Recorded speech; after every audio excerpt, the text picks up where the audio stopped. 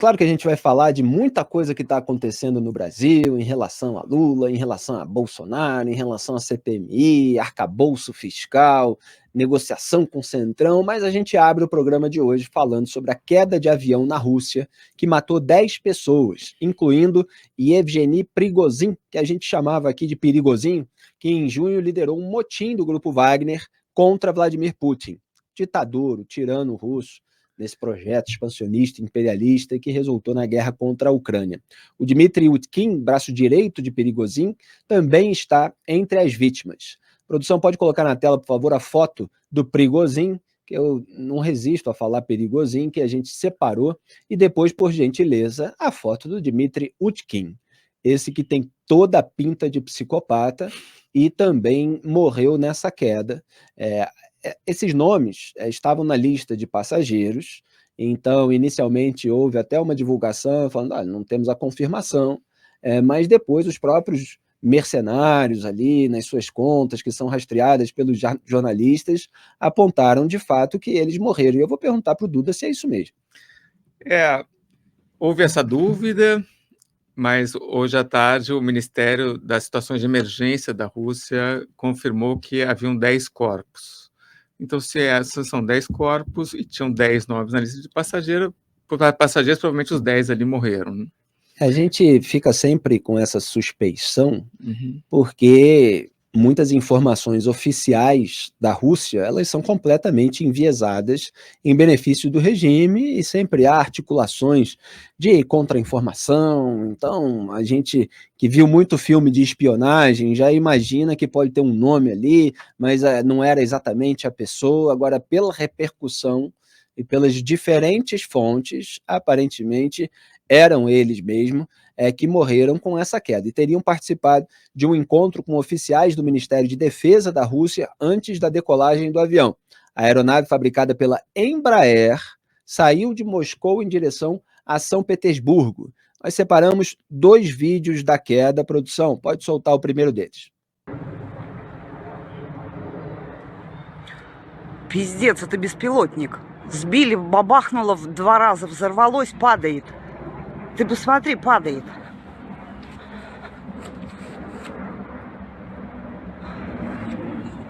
Блядь. Где, блядь, бабахнет? Куда упал? Вон тут куски летят. Где-то, блядь, упал.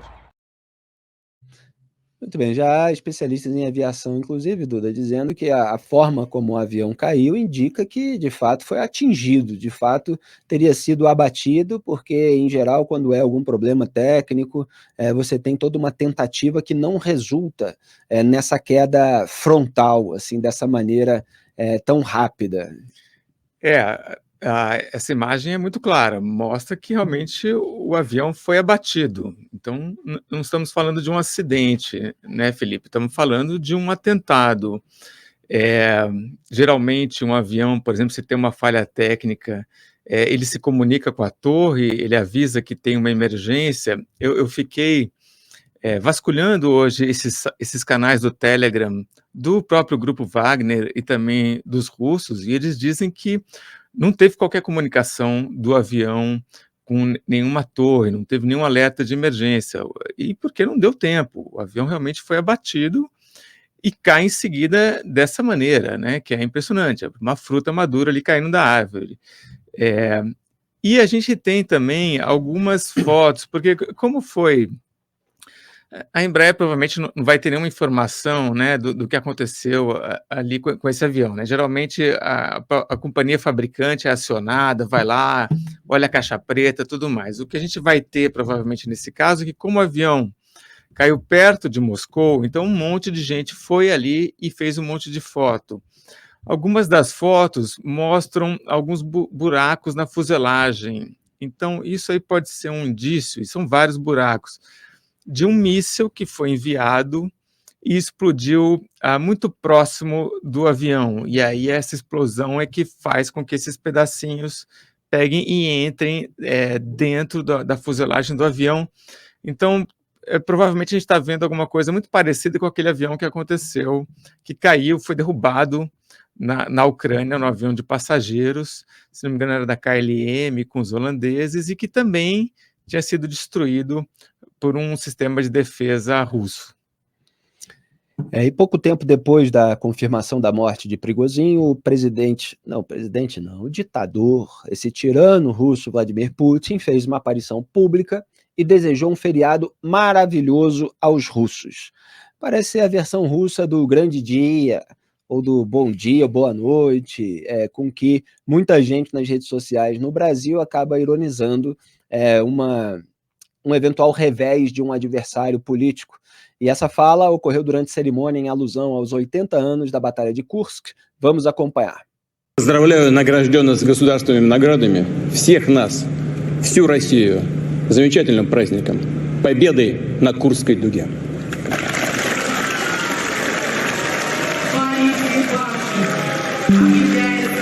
Минута молчания.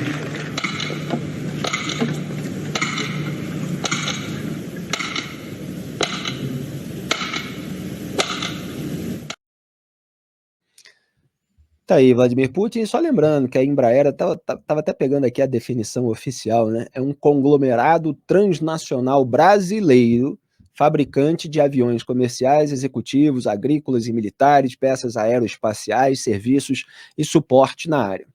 Então, tinha até gente falando, seria constrangedor, né, o curioso, que o governo russo atribuísse a falhas técnicas de um avião produzido por um conglomerado brasileiro, no momento em que o Lula afaga o Putin a despeito de tudo que ele está cometendo por meio de suas tropas na Ucrânia. Agora, Duda, o que mais te chamou a atenção nesse episódio? Bom, esse vídeo... Diga. Esse vídeo do Putin mostra muito bem o tipo de cara com que o mundo está lidando. Essa alegria dele aí, bem quando acontece alguma coisa desse tipo, a gente não tem como provar que tem relação, mas provavelmente tem, e é o cara que recebeu a visita da Dilma Rousseff lá em Moscou, oferecendo ajuda do Banco dos BRICS, é o cara que recebeu Jair Bolsonaro, né? É o cara que não está lá agora em Joanesburgo, abraçando e cumprimentando o Lula, porque ele foi acusado de crimes contra a humanidade, né? Tráfico de crianças na Ucrânia. É considerado um criminoso de guerra pelo Tribunal Penal Internacional, nesse caso de sequestro de milhares de crianças ucranianas que foram levadas para o território russo. Exatamente. Então, esse é o cara que a gente está lidando, e é esse o cara que a diplomacia brasileira está querendo ir lá e abraçar e fazer um acordo, enfim, tudo que a gente está cuja ausência o Lula lamentou nesse encontro dos BRICS. Exato. É muito triste que a diplomacia brasileira esteja indo por esse lado aí, e o BRICS é um pouco... esse encontro do BRICS, que vai até amanhã, mostra exatamente esse lado do Brasil, né? O mundo hoje está dividido entre as democracias e as ditaduras. Isso tem acontecido muito forte após essa invasão da Ucrânia, e o BRICS tem ficado claramente do lado aí das ditaduras, tanto que no encontro que teve após a invasão da Ucrânia com Jair Bolsonaro, não foi feita qualquer menção de acusação da Rússia, óbvio, né? A Rússia é um membro dos BRICS, e provavelmente desse encontro aí não vai sair nenhum comentário sobre isso. Olha, você falou de grupos de Telegram, e tem uma página Zona Cinzenta, que é do Grupo Wagner, desse grupo de mercenários, que publicou o seguinte: que isso seja uma lição para todos, você sempre tem que ir até o fim.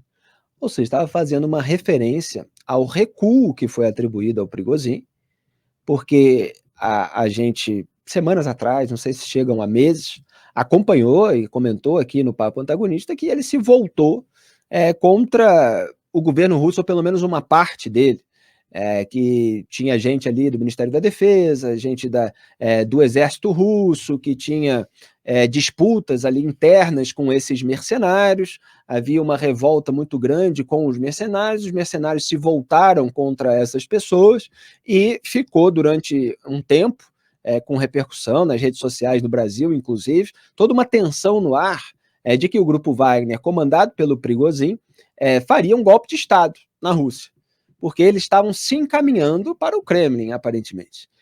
E, no entanto, passou um tempo, não se sabe exatamente, não sei se o Duda tem informações a respeito disso, de negociações, de bastidor, etc. Ele recuou e passou a voltar a fazer o seu trabalho, entre aspas, mercenário, que estava sendo feito, inclusive, em território ucraniano, né, Duda?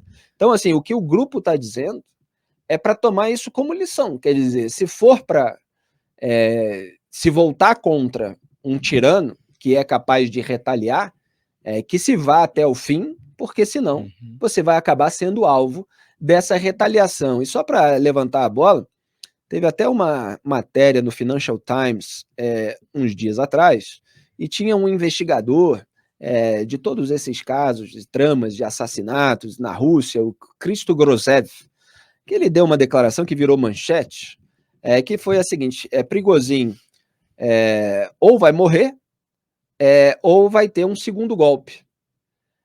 Porque é como se quem se voltasse contra o Putin tivesse já um fardo, um destino marcado.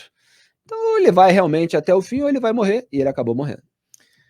Ele acabou morrendo como outros, acho que a conta já está em mais de 12. Exato, sobre isso eu queria falar também, diga, Duda.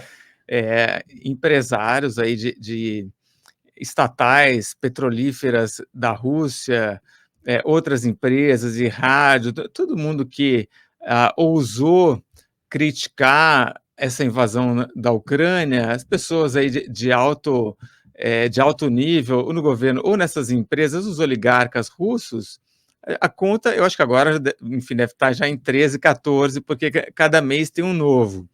E aquelas histórias, né, Felipe, tipo, fulano cai de uma lancha no mar do Japão e é encontrado morto. Tem um que é encontrado morto com a família dentro de uma casa em Barcelona. Tem um que pula da janela do hospital.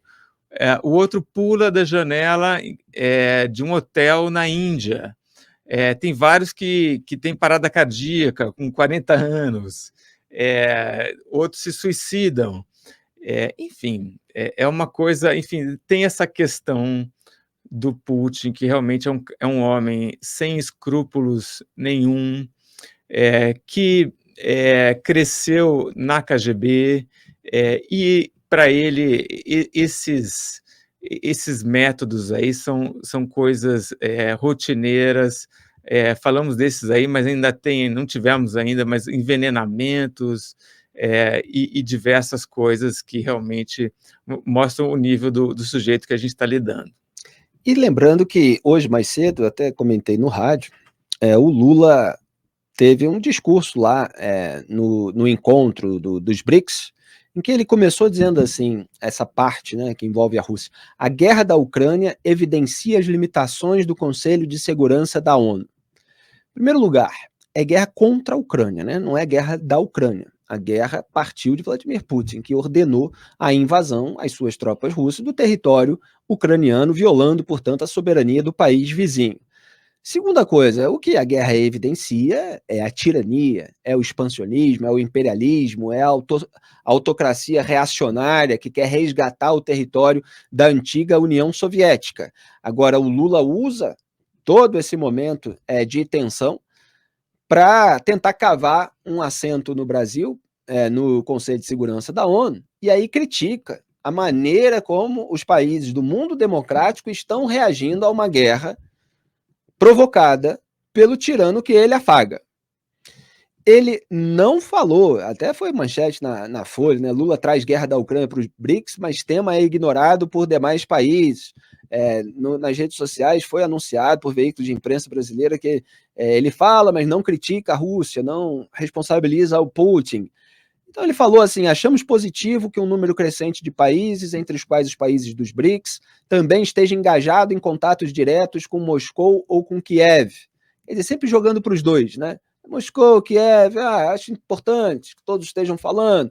Não subestimamos as dificuldades para alcançar a paz, tampouco podemos ficar indiferentes à morte e à destruição. A morte e a destruição, Vargas, é como se elas caíssem, assim, como o avião russo. Quer dizer, quem as provoca Não fica claro, evidentemente, pelo discurso do Lula. Estamos prontos a nos juntar a um esforço que possa efetivamente contribuir para um pronto cessar-fogo e uma paz justa e duradoura. Em nenhum momento, portanto, ele responsabiliza a Rússia, Moscou, o Vladimir Putin, e nesse mesmo dia a gente vê aquilo que aparentemente, né, o Putin é capaz de fazer. E o Duda está trazendo vários outros episódios que resultaram nesse título, inclusive, dessa transmissão, falando sobre os acidentes, entre aspas, na Rússia, além dos conchavos no Brasil. Duda, é comida, bebida, que são envenenamentos, né? Aliás, tem um desses que sobreviveu ao envenenamento, né? Agora me esqueci como é que se pronuncia, depois eu lembro aqui, já foi nome publicado em artigo meu. Teve gente envenenada, portanto, tem gente que cai da escada, tem gente que cai da janela, né? Tem avião que de repente cai. Então, assim, o Alexei Navalny, né? A produção tá me lembrando aqui o nome dele. Então, realmente, o mundo democrático todo sempre suspeita de uma retaliação, porque são as pessoas, coincidentemente, que se voltam contra o regime, que aparecem mortas. Então, é uma grande conspiração, né? Parece aí uma nova série Manifest, né? Mas num sentido trágico, umas coisas esquisitas acontecem, etc. Não, né? É uma tirania com censura, e quem ousa enfrentar esse regime pode amanhecer na vala, né? Para usar a expressão carioca. Certo, Felipe. E comentando essa declaração do Lula, ele fala desses grupos, então, aí do BRICS, que está em contato tanto com Moscou quanto com Kiev, mas vamos lembrar dos fatos, né? O Celso Amorim sai correndo para encontrar com Putin, assim como vai correndo também encontrar com Maduro.